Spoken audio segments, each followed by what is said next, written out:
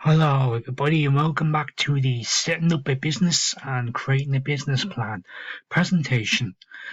I just finished up the sole trader disadvantages, and I'll move the slide through.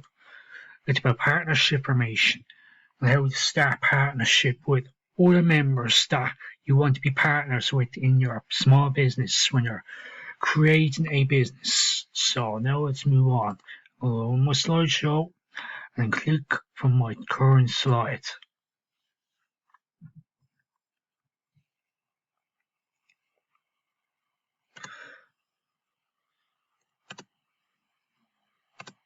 Partnership formation.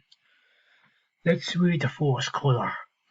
A partnership is a business owned and managed between 2 and 20 owners called partners. Then the maximum is 2 and the minimum is 2 and the maximum is 20. And then all partners must be registered under the business name when registering a business name with the company's registration office. And then the business was also registered with revenue for taxes such as VAT and PAYE, etc. So that's the information about partnership. Okay, that's what it is. Now let's go into the next slide. The deed of partnership. Although not compulsory, it is advisable that when setting up a partnership, a contract between the parties involved. This is known as a deed of partnership, and it is used in the event of any disagreement between the partners, and then it outlines the roles each member will play in the partnership, how profits will be shared, and what happens if the business closes, etc. So that's what the deed of partnership is all about. Okay, let's go on to the next slide. The advantages of partnership. It is easy to set up. It is less capital required to set up than if doing it as a sole trader, as costs shared between partners can use experiences of other partners to benefit business and confidential form of business. For example, accounts do not have to be published. So that's the advantages of partnership and how to deal with those advantages. Next slide is going to be the disadvantages of partnership. Unlimited liability. No partners may be liable for other partners' debts regardless of terms. Indeed, a partnership. Share profits with other partners. Disagreements may arise which could lead to partnership breakup, and decisions may take longer to make. So those are the disadvantages of partnership. Okay, this could be the end of partnership. We're going on to a new objective right now. This is now going to be about the private limited company. A private limited company, which stands for Ltd, has shareholders but places restrictions on who can buy and sell the shares. For example, Mars, Chrysler, Ernst and Young. It usually consists of between 1 and 99 people, all of whom may have a different value of shares. The company is its own legal entity. For example, it can make contracts, be sued in its own right, or sued others.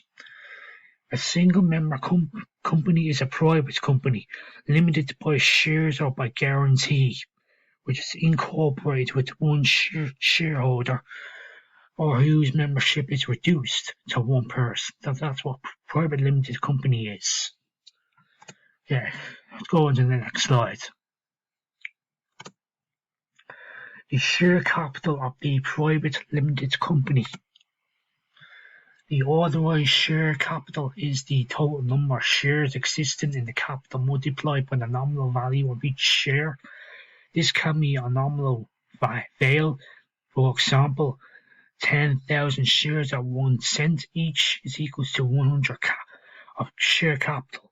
Shares are usually transferred upon agreement between the buyer and the seller, but cannot be offered to the general public. That's what the share capital is to the private limited company. Next slide. Registration of business name.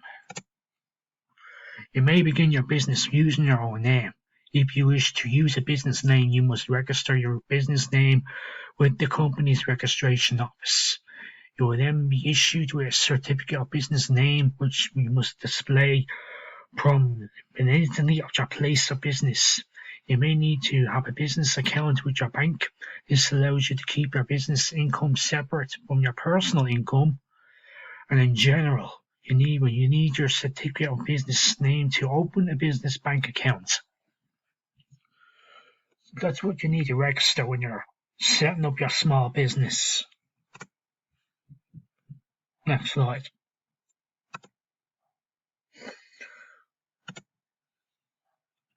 The Memorandum of Association. This document sets out the company's relationship with the public.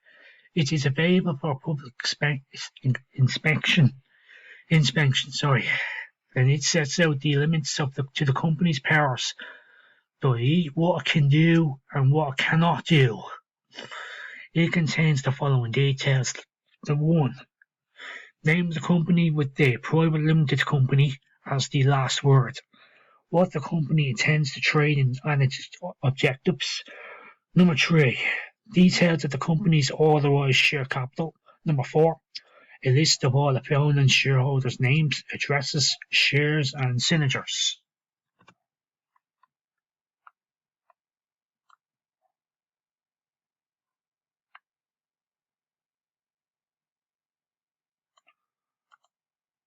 Okay, I'll send all the way to slide number 22.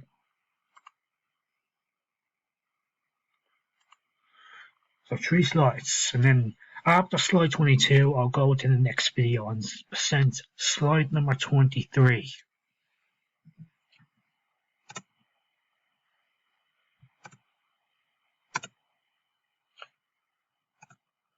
Already did that slide. Next slide is where I'm supposed to be. Here it is. It is the Articles of Association. This document sets out the internal rules and regulations for running the company. It contains the following details. Details of the company's authorised share capital. Procedures for calling meetings. AGM, which stands for Annual General Meeting, and EGM, which stands for Emergency General Meeting. Procedures for voting at meetings. Procedures for appointing and removing directors. Powers and duties of directors. Rules for the sale and more shares, and how the company to be closed down. So that's the Articles of Association. Okay, now the next slide. The advantages of a limited company. The shareholders in the company have limited liability. For example, if they go bankrupt, they will only lose the capital they invest into the business. Easier to raise capital as more people are involved in the business. Companies pay less tax on the profits than either sole traders or partnerships. They pay corporation tax, which is currently 12.5%, but sole traders and partnerships pay as much as 42%, which is the self-assessment tax. Then company is a separate legal entity, meaning individuals cannot be sued for mistakes made by the company. So those are the advantages of a limited company. Next slide. Okay, this is the disadvantages of a limited company. It is more complicated to set up than a sole trader or partnership. Most publish its financial accounts for all to see, for notes done stores, for example, and then profits must be shared among the shareholders, and then there are numerous legal requirements to fulfill, like, for example, annual returns and company audit. Okay, let's go and check these slides and the spellings.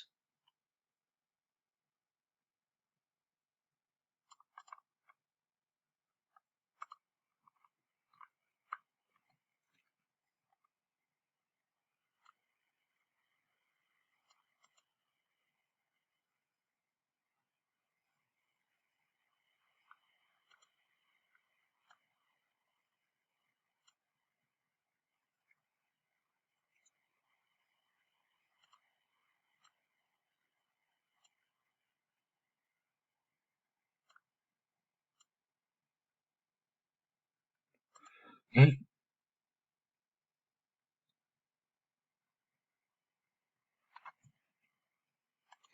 Private limited company.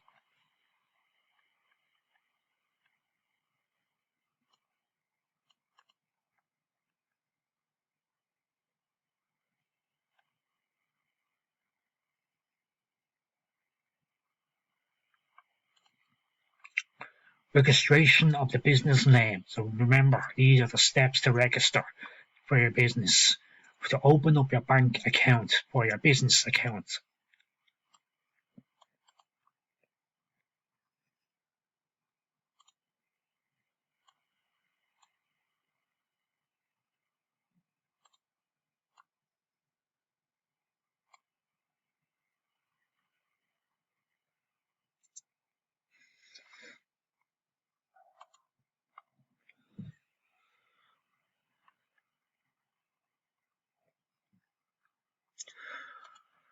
Okay, that is it. So I would like to say thank you all for watching this.